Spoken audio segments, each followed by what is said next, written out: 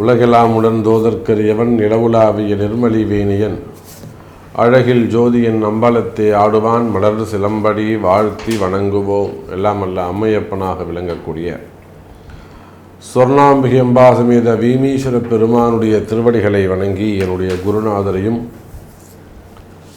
என்னுடைய உபாசனை தேவதை அன்னை வாராகி அம்பாளுடைய மலரடிகளையும் பணிந்து உலகம் முழுவதும் வாழக்கூடிய கடவுளருள் டிவி நேயர்கள் அனைவருக்கும் உங்கள் தாம்பரம் வாராகி ஈசநேசன் சுவாமியுடைய நல்லாசிகள் வாழ்த்துக்கள். ஜெய் வாராகி, ஜெய் ஜெய் வாராகி. ஜூலை மாதம், இந்த ஜூலை மாத ராசி பலனை பார்ப்பதற்கு முன்பாக ஃபஸ்ட்டு ஒரு 3-4 நிமிஷம் இந்த ஜூலை மாதத்துக்கான ஜென்ரல் ப்ரெடிக்ஷன், பொதுவான பலன்கள், ஜூலை மாதம் கிரக அமைப்புகள் எப்படி இருக்குது, என்னென்னலாம் நடக்க போகுது அப்படிங்கிறது 12 ராசிக்குமான ஜென்ரல் ப்ரெடிக்ஷன்ஸ். அப்புறம் ஒரு ராசிக்கும் தனித்தனியாக நம்ம சொல்கிறோம். அப்புறம் எண்டு கார்டு ஒன்று தனியாக கொடுத்துருக்குறோம், இதை ஸ்கிப் பண்ணாமல் பாருங்கள். ஜூலை மாதம் சார், இந்த ஜூலை மாதம் மெயினாக 3 மாற்றங்கள் நிகழப்போகுது. ஒன்று, சூரியன் குருவோடு இணையப் போகிறார். ஜூலை 15 தேதி ஆடி மாதம் பிறந்துடுச்சுனாக்கா குரு சூரியன் தொடர்பு, இந்த குரு சூரியன் தொடர்பு வந்து ஒரு டாப் காம்பினேஷன்னு நம்ம சொல்லலாம், ஒரு ஹையர் காம்பினேஷன்னு சொல்லலாம். ஏன்னா இரண்டுமே உயர்ந்த கிரகங்கள், ரொம்ப டாப் மோஸ்ட்டு ஒரு ஹையர் ரேங்க் இருக்கக்கூடிய ஒரு கிரகங்கள். அதனால் இந்த குரு சூரியன் தொடர்பு ஏற்பட போகுது.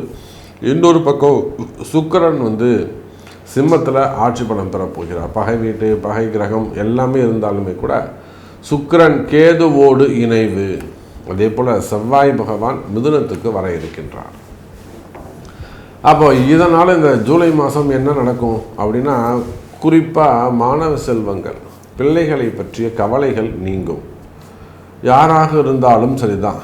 பசங்களை பற்றின கவலைகள், பசங்களுடைய படிப்பாக இருக்கலாம், பசங்க சொல்கிற பேச்சு கேட்க மாட்டேங்கிறாங்க, இல்லை படிப்பு பாதிலே நிற்கிது, இல்லை படித்து முடிச்சுட்டு வேலைக்கு போகாமல் இருக்காங்க, அப்படி இல்லை வேலைக்கு ட்ரை பண்ணுறாங்க கிடைக்கல, இல்லை விழுந்து விழுந்து படிக்கிறான் சாமி ஆனால் பாஸ் ஆக மாட்டேங்கிறான், அரியர்ஸ் வச்சுக்கிறான், அப்படி இல்லைன்னா ஒரு பேட் ஃப்ரெண்ட்ஷிப், அதாவது தீய நண்பருடைய பழக்க வழக்கம், அதனால கெட்டு போகிறான், தீய பழக்கத்தால் கெட்டு போகிறான், இல்லை வந்து பையன் நல்ல பையன் சாமி, நல்ல குணமான பையன் சாமி, ஆனால் பாருங்கள் அவனுடைய முயற்சி எதுவும் வெற்றி பெறலை, இல்லை ஹையர் ஸ்டடீஸ்க்காக வெளிநாடு சேர்க்கலாமா, அடுத்து என்ன குரூப் சேர்க்கலாம், இப்படி பசங்களை பற்றின கேள்விகள். அவங்க குரூப் எக்ஸாம் எழுதுகிறாங்க, இல்லை வேலைக்காக கவர்மெண்ட் ஜாபுக்காக எழுதுகிறாங்க, ஒரு என்ட்ரன்ஸ் எக்ஸாம் எழுதுகிறாங்க.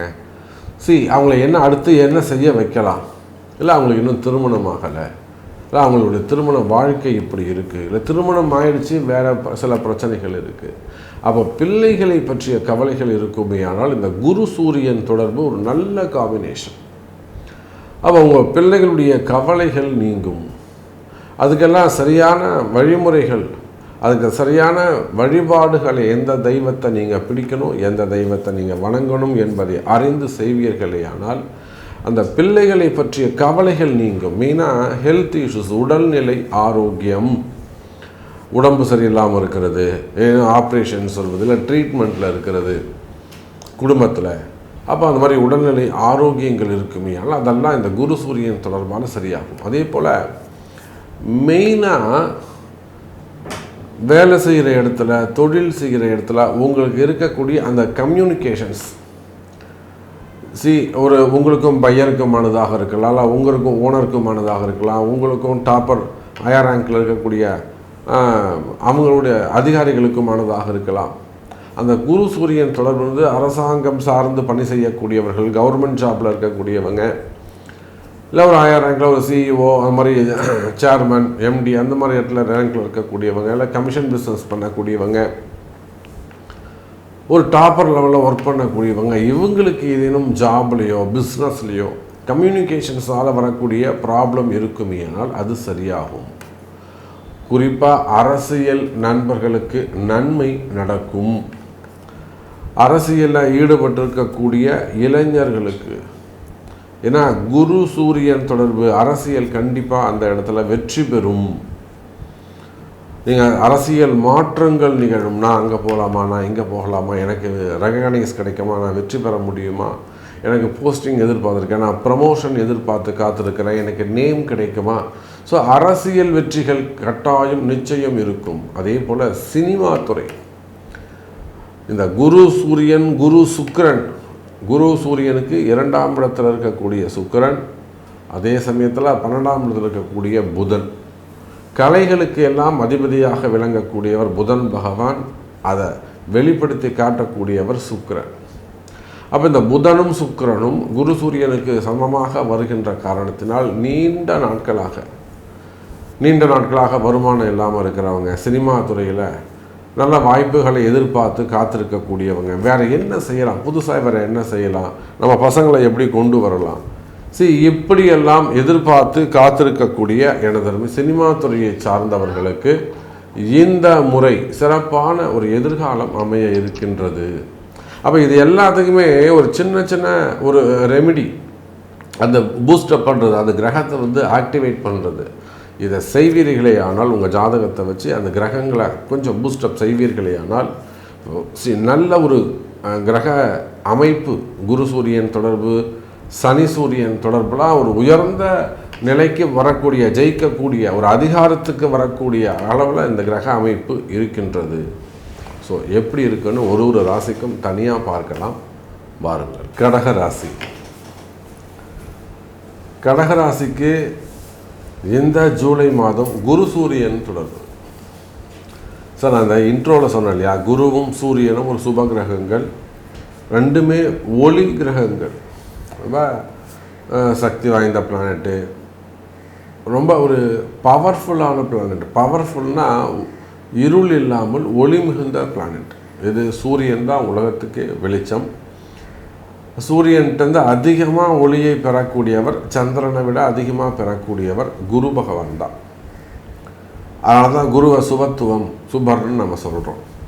அப்போ இந்த குரு சூரியன் காம்பினேஷன் ஒரு மிகப்பெரிய ஒரு ஆசானாக இருக்கலாம், வாத்தியாராக இருக்கலாம், டீச்சராக இருக்கலாம், ப்ரொஃபஸராக இருக்கலாம், உங்கள் வாழ்க்கையில் கிடைத்த உங்களுடைய நண்பர்களாக இருக்கலாம், குருவாக இருக்கலாம், பேரண்ட்டாக இருக்கலாம், மனைவியாக இருக்கலாம். சில பேருக்கு மனைவியே குருவாக இருப்பாங்க. இப்படி செய்யுங்க, அதை செய்யுங்க, செய்யாதீங்கன்னு அவ்வளோ தூரம் உங்களை ஒரு கேர் பண்ணி நடத்தக்கூடியவங்களாக இருப்பாங்க. சில இடங்களில் கணவர் ரொம்ப லவ்வாக ஒரு அஃபெக்ஷனாக, நீ பார்த்து உட்கார, எழுந்துக்க, இப்படி பண்ணாத, அது செஞ்சுக்கோ, அது கூடிய சாப்பிடு அப்படின்னு கொஞ்சம் குருவாக இருந்து உங்களை வழிநடத்தக்கூடியவராக இருப்பார். இல்லை பிள்ளைங்களாக இருக்கலாம். ஸோ இந்த லவ், ஒரு அஃபெக்ஷன், ஒரு அன்பு, குருநாதர்னா என்னங்க, நம்ம என்ன ஒரு ஞானம், அறிவு, ஆற்றல், வழிநடத்துதல், இதுதான் நம்ம சொல்கிறோம். அப்படி இல்லைங்க, முழுக்க லவ், காதல், அன்பு. அப்போ யாரெல்லாம் உங்கள் மீது அன்பு செலுத்துகிறார்களோ, அக்கறை செலுத்துகிறார்களோ, கடகராசியாக நீங்கள் நல்லா இருக்கணும்ப்பா, நீங்கள் நல்லா வருவீங்க, உங்களுக்கு நல்ல வாழ்க்கை இருக்குது, நல்ல எதிர்காலம் இருக்குது அப்படின்னு யாரெல்லாம் நினைக்கிறாங்களோ, நீங்கள் நல்லா இருக்கிறதுக்காக யாரெல்லாம் பாடுபடுறாங்களோ, நீங்கள் உங்களுடைய கஷ்டத்தை கண்டு நீங்கள் கண் கலங்கி நிற்கின்ற பொழுது யாரெல்லாம் உங்களுக்கு கூட நின்று ஒரு தேற்றுகிறார்களோ, அவங்க எல்லாருமே உங்களுக்கு குருமார்கள் தான், வழிகாட்டக்கூடியவர்கள் தான். அதனால் குருனா ஏதோ ஒரு தாடி வச்சுக்கிட்டு இருக்கணும், என்ன மாதிரி அப்படி 4 மணி போட்டுக்கிட்டு இருக்கணும், நெத்தியில் பட்டம், அப்படிலாம் அவசியமே கிடையாது. நீங்கள் கஷ்டப்படும் போதும், கண்ணீர் சிந்தும் போதும், மனசு கவலைப்படும் போது யாரெல்லாம் நமக்கு ஆறுதல் சொல்கிறார்களோ, வழிகாட்டுகிறார்களோ, நிதானமாக உண்மையை சொல்கிறார்களோ, இவங்க எல்லாமே நமக்கு குருமார்கள் தான். அப்படியாக கடக ராசி நேயர்களே, இந்த ஜூலை மாதம் உங்கள் எப்பேற்பட்ட, நீங்கள் ஒரு 80 கோடி கடன் இருந்தாலும் சரிதான், சரியாகும்னு நான் போன வாட்டி சொல்லியிருந்தேன். அதில் ஒரு நண்பர் துபாயிலிருந்து இருக்கக்கூடியவங்க, சாமி நீங்கள் சொன்ன அந்த ஒரு வார்த்தை, அவர் இந்த இதை பார்ப்பார்னு நினைக்கிறேன் நான். ஸோ நீங்கள் அந்த சொன்ன ஒரு வார்த்தை எனக்கு ரொம்ப பிடிச்சிருந்தது, நான் எழுந்து வர முடியும்னு எனக்கு ஒரு நம்பிக்கையை கொடுத்தது சாமி, நான் அதனால தான் உங்களை தேடி வந்தேன் அப்படின்னார் அவர். ஒரு பாசிட்டிவ் எனர்ஜி. அப்போ அதை தான் நான் இந்த வாட்டி இந்த குரு சூரியன் காம்பினேஷன் கடகராசிக்கு சொல்லியிருக்கேன். ஸோ கடகராசி என்பர்களே, நீங்கள் எவ்வளவு பெரிய கஷ்டத்தில் இருந்தாலும் சரிதான், நான் இருக்கேன் உங்கள் கூட, கவலைப்படாதீங்க. மேக்சிமம் உங்கள் துன்பத்தில் இருந்து உங்களை கைப்பிடிச்சி மேலே அழைச்சிட்டு வர்றதுக்கு என்ன மார்க்கம் உண்டோ, என்ன வழி உண்டோ, அதை நான் உங்களுக்கு உபதேசம் பண்ணுறேன். எனக்கு இந்த மாதிரி கடன் சுமைகள் இருக்குது சாமி, எனக்கு இந்த மாதிரி ஃபேமிலி பிரச்சனைகள் இருக்குதுங்க சாமி, எனக்கு இந்த மாதிரி உடல்நிலை பிரச்சனை இருக்குதுங்க சாமி, எனக்கு ஹெல்த் இஷ்யூஸ் இருக்குது, அல்லது எனக்கு ஒரு செய்வனை கோளாறு இருக்குதுங்க சாமி, எனக்கு ஒரே எதிரிகளுடைய தொந்தரவாக இருக்குதுங்க சாமி, எனக்கு ஒரு முடக்கு செஞ்சிட்டாங்க, தொழில் முடக்கம் பண்ணிட்டாங்க, என்னை கட்டி போட்டுட்டாங்க சாமி, அல்லது எனக்கு ஏதோ ஒன்று வச்சுட்டாங்க.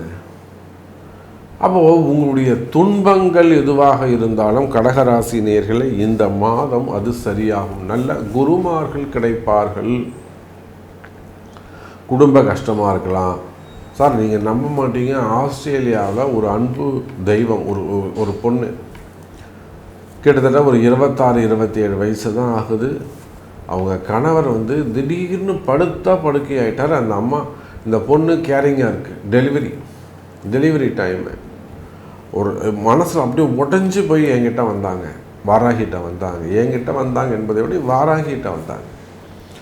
அந்த குழந்தை அப்படியே கண்ணீர் விட்டு, காதலாகி கசிந்து கண்ணீர் விட்டு சொல்லித்து, எங்கள் கணவர், நாங்கள் லவ் மேரேஜ் சாமி, எங்கள் கணவர் எழுந்து வந்தால் தான் எனக்கு லைஃபு, நான் இப்போ வயிற்றில் குழந்தைய வச்சுக்கிட்டு இருக்கேன், எனக்கு டெலிவரி இருக்குது, ஸோ எங்கள் இன்கம் கட் ஆகிடுச்சு, என்கிட்ட இருந்தது எல்லாத்தையும் கொண்டு கணவருக்கு தான் நான் செலவு பண்ணுறேன், கான்சியஸே வரலை, எனக்கு டெலிவரி ஆகணும், இப்போ என் டெலிவரிக்கு என்கிட்ட காசு இல்லை.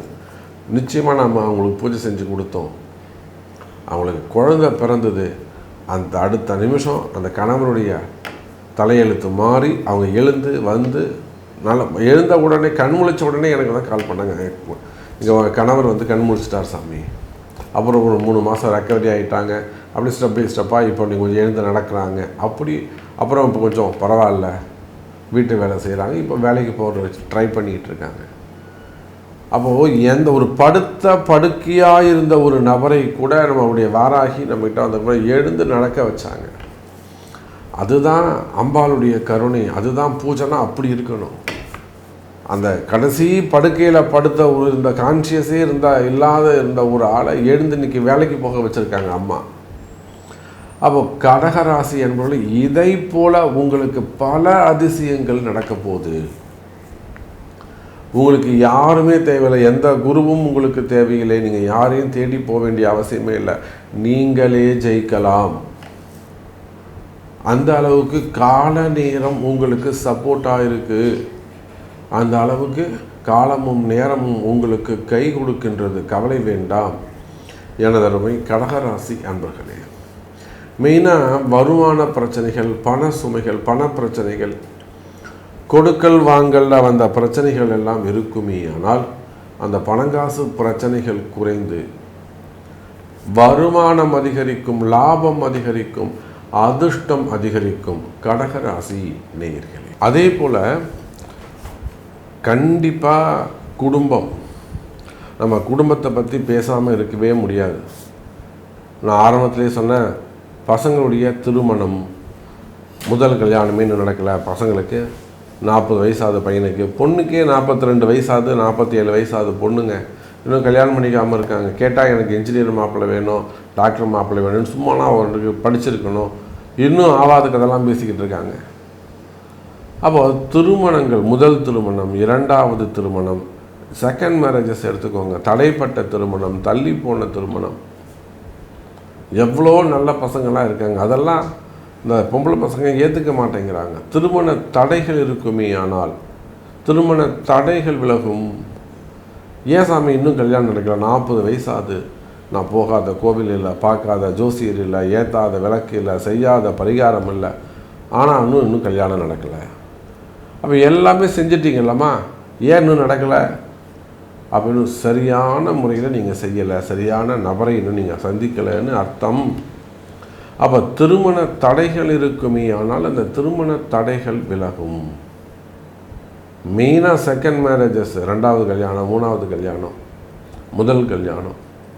அதே போல் தான் காதல் திருமணங்கள், காதல் ஏமாற்றங்கள். ஓவராக பாசம் வச்சுட்டேன் சாமி, நான் அவர் மேலே ஓவராக நம்பிட்டேன், ஓவராக அன்பு வச்சுட்டேன், என்னால் மறக்க முடியல.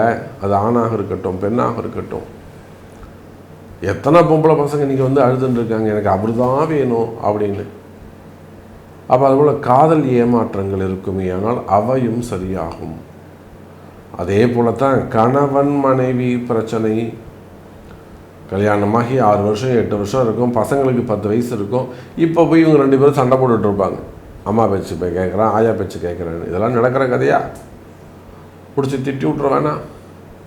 குடும்பமாச்சு, நீங்களாச்சும் கூட்டுக்காராச்சு, என்னம்மா விஷயம் இது? போய் அம்மா பேச்சு கேட்டிருந்தீங்கன்னா எப்படிமா அது?